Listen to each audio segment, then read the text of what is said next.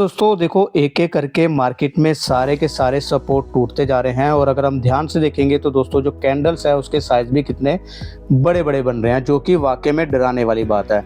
अब देखो यार, यही इतनी बड़ी कैंडल्स देखेंगे तो दोस्तों 2024 में जब मार्केट में गिरावट शुरू हुई थी अपने टॉप से, तो हमें देखने को मिली थी और मार्केट 26,000 रुपए से 21,740-50 तक ये हमें पहुँच गया था। अब देखेंगे तो सारे सपोर्ट टूट चुके हैं और इस हफ्ते दोस्तों हमें काफ़ी गिरावट देखने को मिली। मार्केट इस समय ट्रेड कर रहा है 25,048 के करीब और मार्केट अगर हम देखेंगे तो दोस्तों 25,000 रुपये से नीचे भी चला गया था। जैसे तैसे करके 25,000 का लेवल सस्टेन करने में अभी इस हफ्ते कामयाब हो गया। तो दोस्तों देखो, अगले हफ्ते क्या हो सकता है, अगले सपोर्ट क्या हो सकता है, ये सारा हम चार्ट पे आके वापस से समझेंगे। लेकिन इससे पहले हमें समझना होगा कि आखिर इस मार्केट में हुआ क्या, क्योंकि अगर हमें आगे की रणनीति बनानी है, पहले हमें समझना होगा कि इस हफ्ते क्या हुआ, कहाँ पर हमें ध्यान अभी जो रखने की जरूरत है। मार्केट में आगे हमें क्या देखने को मिल सकता है, जिसके लिए हमें प्रिपेयर रहना होगा और ताकि हम अपने उस हिसाब से अपना जो है पैसा है उसमें लगाएं ना लगाएं, ये हम डिसाइड कर सकें। तो वापस से आएंगे दोस्तों चार्ट पे, लेकिन उससे पहले हम समझेंगे कि आखिर इस हफ्ते मार्केट में हुआ क्या। तो देखो यार, मार्केट में इस हफ्ते के लिए सबसे पहले हम चलेंगे फ्राइडे का ट्रेडिंग सेशन पे, क्योंकि दोस्तों देखो, अब जो मार्केट खुलेगी वो मंगलवार को खुलेगी। सैटरडे संडे मार्केट बंद रहता है और मंडे को भी इस बार दोस्तों 26 जनवरी पड़ रहा है, नेशनल हॉलीडे है, तो मार्केट हमारा बंद रहेगा। अब देखो, अगर हम फ्राइडे में देखेंगे तो दोस्तों यहाँ पर क्या देखने को मिल रहा है कि मार्केट यहाँ पर जो फ्राइडे को जो ट्रेडिंग सेशन था वहाँ पर जो था निफ्टी 50 दोस्तों 240 पॉइंट गिर के बंद हुआ और किसी तरह से 25,000 से ऊपर बंद हुआ है। एडवांस डिक्लाइन रेशो देखेंगे तो देखो, एडवांस करने वाले मात्र 12 थे और डिक्लाइन करने वाले यानी कि 38 थे और यानी कि 3 गुना यहाँ पर डिक्लाइन करने वाले थे, जो कि क्लियरली बता रहा है कि मार्केट का इस समय जो है बायस्ड कहाँ पर है, किस तरह से मार्केट का ट्रेंड है। BSE की बात करेंगे, सेंसेक्स की बात करेंगे तो वो भी 800 पॉइंट गिर के बंद हुआ। यहाँ पर 7 पॉइंट जो थे, 7 शेयर सिर्फ बढ़ने वाले थे, 23 पॉइंट जो थे दोस्तों गिरने वाले थे। यहाँ पे भी जो रेशो था गिरने वाले का वही है। निफ्टी बैंक की बात करेंगे तो दोस्तों निफ्टी बैंक थोड़ा सा स्ट्रॉन्ग लग रहा था, लेकिन हमने देखा कि दोस्तों फ्राइडे को जो मार्केट बंद हुई है 727 पॉइंट गिर के बंद हुई है और यहाँ पे हम देखेंगे 12 के 12 जो शेयर्स थे दोस्तों वो निफ्टी बैंक के गिरने वाले थे। तो आप देख सकते हो किस कदर गिरावट हुई है। निफ्टी 50 की बात करेंगे तो 302, निफ्टी 500 की बात करेंगे दोस्तों बड़ी बास्केट की तो 300 पॉइंट गिर के बंद हुआ है। यहाँ पे 420 शेयर दोस्तों 500 में से गिरने वाले थे, 78 मात्र थे जो कि ग्रीन में बंद होने में कामयाब हुए हैं। तो देखो, ये हमें ब्रॉड बेस बता रहा है कि एडवांस डिक्लाइन रेशियो जो है क्लियरली डिक्लाइन की तरफ है। दोस्तों हमने देखा फ्राइडे को जो है मार्केट गिर के बंद हुआ। बुधवार को और थर्सडे को हमें मार्केट में थोड़ा सा पॉजिटिव दिखा, क्योंकि बुधवार को भी हमें काफ़ी बड़ी गिरावट देखने को मिली थी। अपने ऊपर से 300 पॉइंट जो था मार्केट गिरा था और मार्केट गिरने के बाद वापस उतने ही पॉइंट जो है रिकवर करा था। तो हमें लगा था कि एक मार्केट के अंदर जो पॉजिटिव आया, लेकिन मैंने यही दोस्तों अपनी वीडियोज़ मैंने डालता रहता हूँ, तो उसमें मैंने एक वीडियो में डाला था कि क्या ये सस्टेन करेगा कि नहीं करेगा, इस पर क्वेश्चन है। ठीक है, अभी 25,000 पे ऊपर बंद होने में कामयाब हो गया और हमने देख रहे हैं कि दोस्तों जो बजट है वो भी सर पे है। अगले हफ्ते जो है बजट आ जाएगा 1 फरवरी को, तो मार्केट उसके बाद ही, मैंने जैसे पहले बोला था कि लास्ट वीडियो में, कि मार्केट उसी के बाद अपना जो है ट्रेंड जो है सेट करेगा, उसको ऊपर जाना है या क्या जाना है, नीचे जाना है। ठीक है, अगर हम दोस्तों टॉप गेनर्स की बात करेंगे, मार्केट में टॉप गेनर जो फ्राइडे को थे डॉक्टर रेड्डी था, उसके बाद tech Mahindra, Hindustan Unilever, Hindalco industry, oil and natural gas. तो देखेंगे सारे अलग अलग सेक्टर्स के, तो यहाँ पर क्लियर कट कहीं पर भी हमारा ऐसा कोई सेक्टर नहीं था जहाँ पे कि हमें जो है लास्ट में गेनर देखने को मिले। लूजर्स की बात करेंगे, अडानी इंटरप्राइजेज लगातार यहाँ पे गिर रहा है। अडानी पोर्ट देखेंगे तो ये भी गिरा है। इटर्नल देखेंगे तो यहाँ पर जो इनके CEO था उनका जो गोयल जी हैं उनका जो रेजिग्नेशन आया था उसकी न्यूज़ आई थी। सिप्ला और जियो फाइनेंशियल सर्विस देखेंगे तो यहाँ पर ये टॉप में गिरने वाले थे। अब मैं दोस्तों बात करता हूँ सेक्टर्स को, एक बार देख लेते हैं कि आखिर सेक्टर्स कौन से ऐसे रहे पिछले हफ्ते जो कि परफॉर्मेंस करने वाले थे। तो मैं आ जाता हूँ दोस्तों वीकली पे और ये मैंने लगा लिया है वीकली। तो देखो यार, अगर मैं बात करूँ कि परफॉर्म करने वाले सबसे पहले सेक्टर देखेंगे तो देखो, परफॉर्म करने वाले सेक्टर्स में यहाँ पर कोई भी ऐसा सेक्टर नहीं है जो कि ग्रीन में बंद हो। मात्र FMCG था, वो भी 1% के लगभग नीचे गिर रहा था। अगर मैं आपको सारे के सारे सेक्टर दिखाऊंगा तो कोई भी ऐसा सेक्टर नहीं है दोस्तों जो कि ग्रीन में इस हफ्ते बंद हुआ हो। और देखेंगे तो दोस्तों, अगर मैं गिरने वाले की बात करूंगा तो देखो, गिरने वाले में सबसे बड़ा जो सेक्टर था, सबसे ज़्यादा सेक्टर जो गिरा वो निफ्टी रियल्टी गिरा। उसके बाद देखेंगे तो दोस्तों जहाँ पर जो मेटल है वो भी गिर के बंद हुआ, और यहाँ पे देखेंगे तो दोस्तों इसी तरह से एनर्जी है वो भी गिर के बंद हुआ। तो ऐसे सेक्टर्स अगर देखेंगे तो कोई भी ऐसा सेक्टर नहीं है दोस्तों पिछले हफ्ते जो कि पॉजिटिव बंद हुआ। अगर मैं एक बार मंथली बेस पे भी देख लूँ तो दोस्तों मंथली बेस पे जो सेक्टर था वो निफ्टी मेटल है, जो कि मंथली बेस पे हमें पॉजिटिव दिख रहा है 6.874% के करीब। वहीं पर निफ्टी पीएसयू बैंक जो कि 5.67% के करीब पॉजिटिव देखने को मिल रहा है, और बाकी जो सेक्टर है दोस्तों कुछ खास उसमें हमें पॉजिटिवनेस नहीं देखने को मिल रही, जो कि मैं बात कर रहा हूँ यहाँ पर वीकली और मंथली बेसिस पे। अभी मैंने मंथली बेसिस पे बात करी है, तो इस सेक्टर कोई भी ऐसा नहीं था जो कि पॉजिटिव बंद हुआ। अभी आगे भी जाके देखेंगे कि दोस्तों आखिर कौन सा सेक्टर है जहाँ पे कि अभी फोकस रखने की जरूरत है, जो कि अभी भी फिलहाल हमें स्ट्रॉन्ग देखने को मिल रहा है। अब देखेंगे स्टॉक्स पे आ जाएंगे, तो देखो सबसे पहले मैं स्टॉक्स पे आता हूँ, स्टॉक्स की परफॉर्मेंस पे हम आते हैं। तो मैं लगा लेता हूं दोस्तों सबसे पहले निफ्टी 50 के। तो देखो निफ्टी 50 में जो शेयर्स था दोस्तों पॉजिटिव था वो था डॉक्टर रेड्डी, जो कि यहाँ पर देखेंगे वीकली बेसिस पे डॉक्टर रेड्डी जो कि पॉजिटिव बंद हुआ। हिंदुस्तान यूनिलीवर 2.08% के करीब। टेक महिंद्रा हिंडाल्को जो कि ये पॉजिटिव शेयर्स थे, और कोटक महिंद्रा जो कि पॉजिटिव यहाँ पर निफ्टी 50 में बंद हुए। अगर मैं नेगेटिव की बात कर लूँगा तो देखो इडानी इंटरप्राइजेज है जो कि 13.59% के करीब गिर के बंद हुआ। और उसके बाद विप्रो देखेंगे तो ये भी 10.86% के करीब गिर के बंद हुआ। रिजल्ट आया है उसके बाद गिरा। इटर्नल में मैंने ऑलरेडी बताया कि न्यूज़ थी, और उसके बाद यहाँ पर ये भी ऑलमोस्ट 10% के करीब गिर के बंद हुआ। जियो फाइनेंस है वो भी 10% के करीब गिर के बंद हुआ। और धीरे धीरे दोस्तों जो कि है रिजल्ट आ रहा है, जो कि ऑलरेडी मार्केट के ऊपर रिजल्ट्स के ऊपर डिपेंड करता है कि अगर नेगेटिव आ रहा है तो दोस्तों मार्केट बहुत बुरी तरह से उसको पनिश कर रही है। अब मैं चले जाता हूँ दोस्तों एक बड़ी बास्केट पे, यानी कि 500 जो मार्केट के शेयर्स हैं, निफ्टी 500 के जो शेयर्स हैं उसको भी एक बार देख लेते हैं।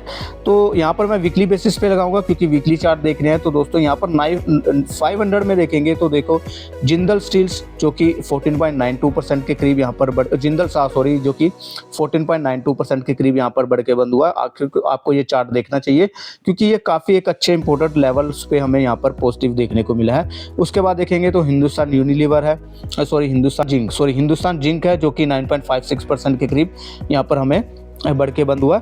उसके बाद credit access, doctor Reddy, Ashok Leyland और जीवन स्मॉल फाइनेंस जो कि ये पॉजिटिव में बंद हुए।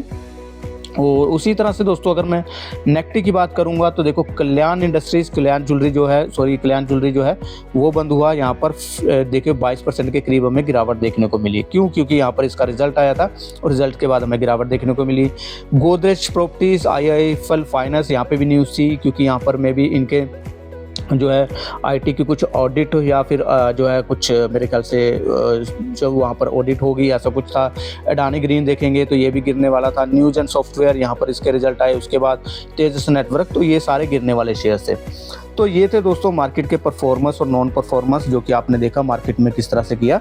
अब एक बार 52 वीक हाई और लो भी देख लेते हैं कि आखिर 52 वीक हाई और लो में कौन से ऐसे शेयर्स हैं जो कि इस समय ट्रेड कर रहे हैं। देखो इन शेयर्स पे आपको नज़र बना के रखनी चाहिए क्योंकि देखो इतनी मार्केट की गिरावट में भी अगर कोई शेयर्स तो पॉजिटिव है, वहाँ पर 52 वीक हाई बना रहा है, तो दोस्तों वहाँ पर डेफिनेटली आपको नज़र बना के रखने की जरूरत है।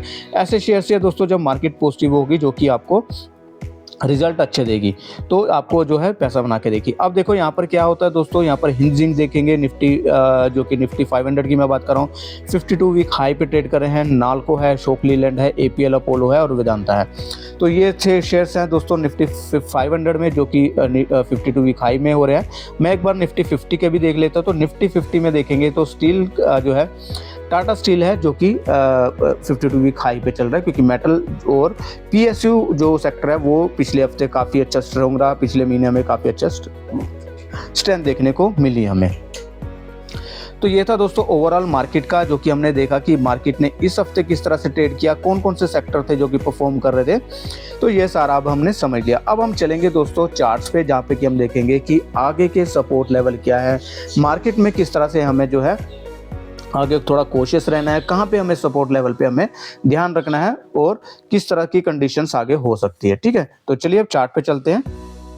सो दोस्तों ये आपके सामने खोल लिया मैंने निफ्टी का जो है वीकली चार्ट खोल लिया है। तो देखो ये जो चार्ट है इस समय क्या है, देखो मैं ऑलरेडी आपको दिखा चुका हूँ, ये बड़ी बड़ी कैंडल बन रही है। अब देखेंगे तो दोस्तों यहाँ पर ना एक डबल टॉप पैटर्न बना है जो कि अपने बिल्कुल रेजिस्टेंस के पास बना है जो कि नेगेटिव है। अब देखो क्या हुआ, देखो ये जो आप देखोगे ये एक रेजिस्टेंस है, ये एक रेजिस्टेंस है और ये एक यहाँ पर हमारा रेजिस्टेंस के बाद ब्रेकआउट आया था। ठीक है, और उसके बाद मार्केट ने बहुत ही टेक्निकली अगर देखेंगे तो देखो यहाँ से इसने ब्रेकआउट दिया, ब्रेकआउट देने के बाद यहाँ पर एक जो है रीटेस्ट किया, रीटेस्ट करने के बाद इसने दोबारा से ट्राई किया मार्केट ने इस हाई को तोड़ने में, लेकिन क्या हुआ, नहीं तोड़ पाया। क्योंकि देखो मैं हमेशा कहता हूँ कि देखो अगर कोई रेजिस्टेंस आसानी से टूट देना तो वो फिर वो रेजिस्टेंस में पावर नहीं है और वो ऊपर जाके धोखा दे सकता है। अब जितना टाइम यहाँ लगाएगा ना इसको ब्रेकआउट करने में दोस्तों, उतना पावरफुल और उतना जो है जो कॉन्फिडेंट ब्रेकआउट होगा।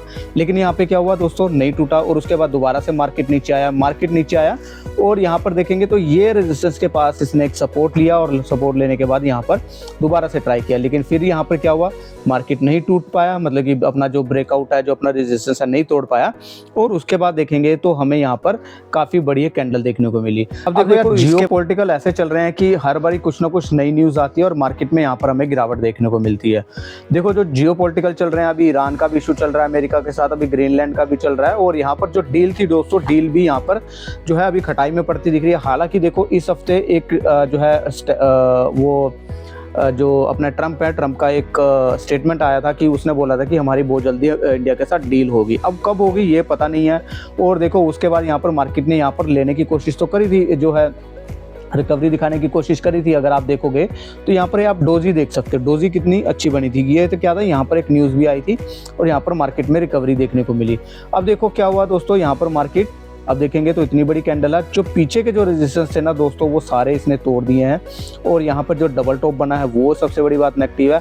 अब अगर मैं मूविंग एवरेज की बात करूँ तो ये एक मूविंग एवरेज बनता है दोस्तों, जो है 50 जो वीक का सिंपल मूविंग एवरेज है वो उसकी पड़ती है, ये सपोर्ट बनता है। लेकिन मुझे लग रहा है कि दोस्तों यहाँ से भी अब क्या होगा कि देखो एक जो मेजर सपोर्ट बनता है जहाँ पे कि मार्केट ने बाउंस बैक किया था, वो दोस्तों बनता है ये जो आपको लाइन दिख रही होगी, ये जो लाइन है ये है 24,350 की लाइन, जो कि यहाँ पर देखिए बार बार सपोर्ट लेने के बाद मार्केट ऊपर गया था। अब ये एक मेजर सपोर्ट बनता है दोस्तों, अगर ये टूट जाता है तो उसके बाद मार्केट हमें नीचे जाते दिख सकती है। और मुझे लग रहा है कि वापस से यहाँ पर जो हमारा ये टेस्ट था दोस्तों, दोबारा से इसको टेस्ट ना कर ले मार्केट, ठीक है। तो यहाँ पर ऑलरेडी हम देख रहे हैं शेयर्स के अंदर बिल्कुल पिटाई हो रही है, शेयर्स जो है मतलब कि एक तो रिजल्ट ऐसे आ रहे हैं और जब गिरते हैं तो दोस्तों वहाँ पर 10-10, 11-11% गिरने में कोई भी शर्म महसूस नहीं कर रहे हैं। तो अभी क्या था दोस्तों, ये जो चार्ट था यहाँ पर बार बार जो देखेंगे तो सपोर्ट ले रहा था, वहाँ से ये भी टूट गया। अब मैं आपको दिखाता हूँ जो कि सबसे बड़ी बात है दोस्तों, यहाँ पर 200 डे मूविंग एवरेज से नीचे क्लोजिंग हुई है। अब देखो ये जो मूविंग एवरेज जो ब्लैक कलर का आपको दिख रहा है ना, ये 200 डे मूविंग एवरेज है। अब देखो इसका सपोर्ट भी यहीं पर ही ले रहा था मार्केट, जब ये हमारे लास्ट वीक में हमें बाउंस देखने को मिला था। अब देखो उसके बाद यहाँ पर नीचे क्लोज कर दिया इसने, तो ये एक थोड़ा सा कंसर्न वाली बात है। और मुझे लग रहा है कि दोस्तों यहाँ पर हमें और गिरावट देखने को मिल सकती है। RSI देखेंगे, RSI भी अगर देखेंगे तो 44 के आसपास वीकली बेस पे इस समय जो है ट्रेड कर रहा है, जो कि बता रहा है कि यहाँ पर हमारे और वीक हो सकता है और ये 40 को आराम से टेस्ट कर सकता है, उससे नीचे भी टेस्ट कर सकता है। तो नेक्स्ट सपोर्ट जो दोस्तों अभी नियर बाय जो दिख रहा है वो यही सपोर्ट बन रहा है बहुत। जो अगर डायनेमिक सपोर्ट की बात करेंगे तो ये SM में है, और उसके बाद ये जो मेजर सपोर्ट है, अगर ये टूट जाता है तो मार्केट में हमें और भी गिरावट देखने को मिल सकती है, क्योंकि जियोपॉलिटिकल इसी तरह से बने हुए हैं। अब दोस्तों आते हैं बैंक निफ्टी पे। देखो बैंक निफ्टी में जो कि हमें स्ट्रॉन्ग दिख रहा था, लेकिन यहाँ पे भी देखेंगे तो कैंडल जो बनी है दोस्तों वो काफ़ी नेगेटिव बनी है। हालांकि अगर हम देखेंगे तो अभी भी सपोर्ट पे मतलब कि नियर बाय है। देखो यहाँ पर एक जो इसने रेंज तोड़ी थी उसके ऊपर रीटेस्ट करा, लेकिन अगर ध्यान से देखेंगे तो यहाँ पर भी एक तरह का ये डबल टॉप पैटर्न बना रहा है। अब देखो जो है अभी सारे मूविंग एवरेज से ऊपर चल रहा है, ये है जो 20 वीक मूविंग एवरेज है, उसकी जो सपोर्ट है, उसके बाद ये 50 का है। अगर ये दोस्तों टूट जाता है तो उसके बाद मुझे लग रहा है कि दोबारा से यहाँ पर मार्केट जो है 53,000 को ना टेस्ट कर ले। फिलहाल जो सपोर्ट है दोस्तों वो यहीं पर ही है हमारा 58,000 का।